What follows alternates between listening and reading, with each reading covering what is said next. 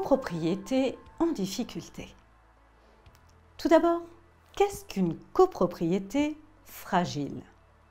La copropriété est la forme juridique de propriété immobilière la plus courante. Elle permet un équilibre entre les intérêts privés des membres, les copropriétaires, et les intérêts communs de l'immeuble. Cette forme d'organisation est devenue un outil indispensable à la gestion immobilière. Les statuts modernes ont créé des structures qui jouent le rôle de coordinateurs et de gestionnaires de la vie collective.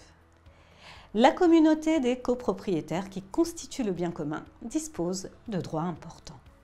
Des organes de décision, l'assemblée, d'exécution, le syndicat et de contrôle, le conseil syndical, sont mis en place.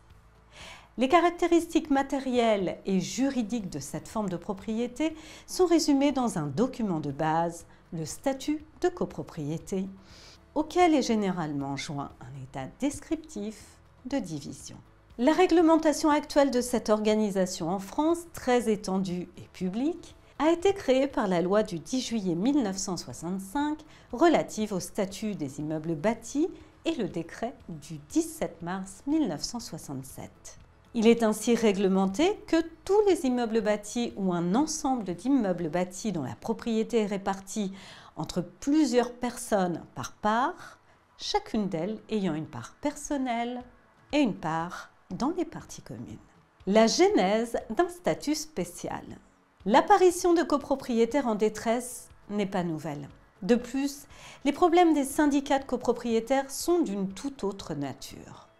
Les causes peuvent être sociales, dues à la surpopulation, l'insécurité, le surendettement, une forte proportion de propriétaires étrangers, de propriétaires issus des bidonvilles ou de spéculateurs, etc. Technique, on entend par là des pannes dues à la mauvaise qualité de la construction, la détérioration des équipements collectifs, l'insécurité, par exemple. Juridique, c'est-à-dire la paralysie du conseil consultatif, la négligence ou l'absence d'administrateurs, l'absence de comptabilité régulière, un grand nombre de procès, une organisation juridique complexe avec ASL ou AFUL, l'absence de système pour les copropriétaires, etc. La faillite peut également survenir de manière soudaine et imprévisible quand elle fait suite à un accident. Si les grands syndicats, comptant des centaines ou des milliers de partenaires, sont régulièrement confrontés à ces problèmes, il serait erroné de penser que les autres partenaires en sont immunisés. C'est le cas des micro-coopérations, c'est-à-dire de partenaires dont la gestion cohérente nécessite l'approbation des parties prenantes, ou même des petits partenariats où l'un des partenaires est impliqué dans un litige ou dispose d'un grand nombre de voix, ce qui paralyse le fonctionnement du syndicat. Il faut cependant trouver une solution appropriée. À l'origine, les règles traditionnelles de copropriété ne prévoyaient pas de dispositions spécifiques pour les situations dramatiques auxquelles sont confrontés les copropriétaires. Pour les grandes propriétés résidentielles, les principales dispositions étaient déjà incluses dans la loi de 1965 sur la base de l'introduction de mécanismes de compensation en raison de la taille énorme de certains grands complexes. En outre, bien que certains tribunaux aient trouvé la loi sur les associations de biens attrayante, parce que les associations étaient principalement des entités juridiques, la résolution de ces questions peut être compliquée par les dispositions de notre loi sur les condominiums. Par exemple, étant donné que les éléments communs, comme les éléments de construction ou d'installation, n'appartiennent pas à l'association des copropriétaires, mais aux propriétaires eux-mêmes, certaines des dispositions découlant du droit à la gestion locative ont dû être reconsidérées ou du moins modifiées.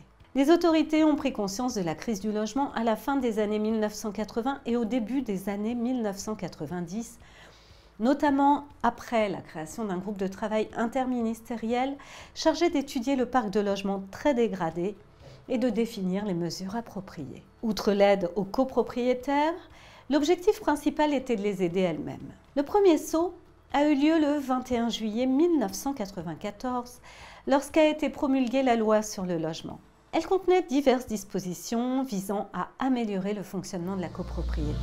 N'oublie pas de t'abonner à notre chaîne pour ne manquer aucune de nos prochaines vidéos. Et surtout, pense à liker si le contenu te plaît. La principale innovation résidait dans un article intitulé « Dispositions particulières aux copropriétaires en difficulté », dont la principale caractéristique est qu'un administrateur provisoire, désigné par le juge, intervient pour rétablir le fonctionnement normal d'une communauté de propriétaires qui connaît des difficultés financières ou des problèmes d'entretien de l'immeuble. Ces mesures traduisent la volonté de concilier les intérêts généraux de la propriété commune.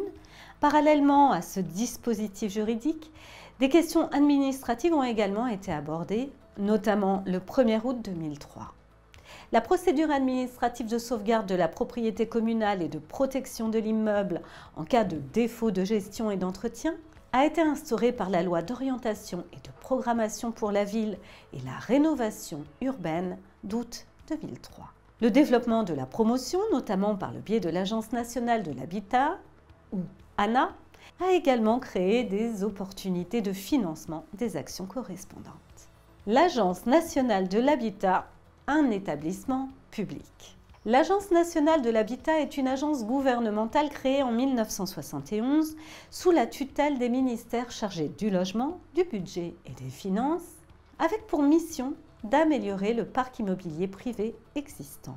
L'agence accorde des aides financières aux propriétaires, bailleurs et copropriétaires en difficulté pour la réalisation de travaux sous certaines conditions.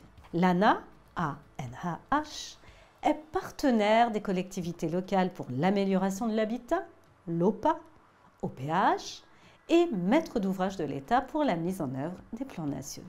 Les principaux domaines d'intervention sont la lutte contre l'habitat indigne et très dégradé, la protection des copropriétaires vulnérables, la lutte contre la précarité et l'adaptation des logements aux besoins des personnes âgées et handicapées. L'ANA dispose d'un budget annuel d'environ 500 millions d'euros. Entre 2006 et 2010, près de 471 millions d'euros ont été versés pour la réhabilitation des propriétaires en difficulté. Entre 2006 et 2015, l'ANA a redressé 2400 copropriétés, soit 140 000 logements.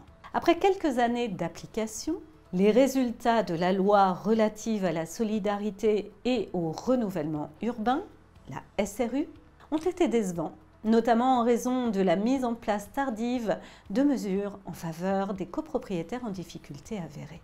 Conformément au principe selon lequel il vaut mieux prévenir que guérir, la loi relative à la mobilisation pour le logement et à la lutte contre les exclusions, la MOLE, M-O-2-L-E, dans les copropriétés, a été adoptée le 25 mars 2009.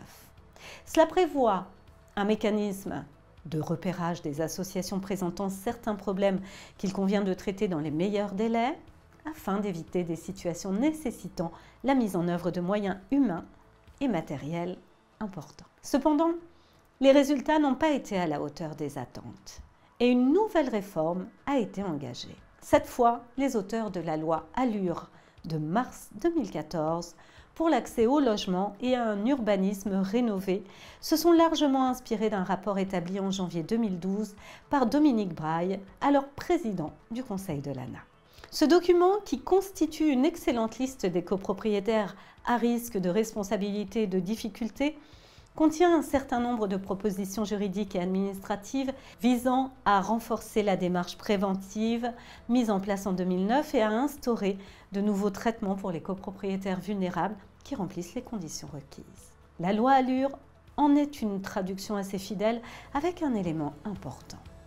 Les administrateurs judiciaires, qui sont les principaux acteurs du recouvrement des créances des entreprises en difficulté, sont impliqués dans un processus de réforme qui a abouti à une modification explicite de la loi sur les actionnaires des entreprises en difficulté, similaire à celle qui est appliquée depuis longtemps dans les affaires commerciales. Bien que les dispositions du Code de commerce sur les procédures collectives ne soient pas encore applicables aux associations de copropriétaires, le système mis en place vise à identifier les copropriétés en difficulté et ou à les réhabiliter par l'intervention d'un tiers spécialisé sous le strict contrôle d'un juge. De cette manière, les activités opérationnelles et les mécanismes de soutien de la propriété commune peuvent être maintenus et renforcés.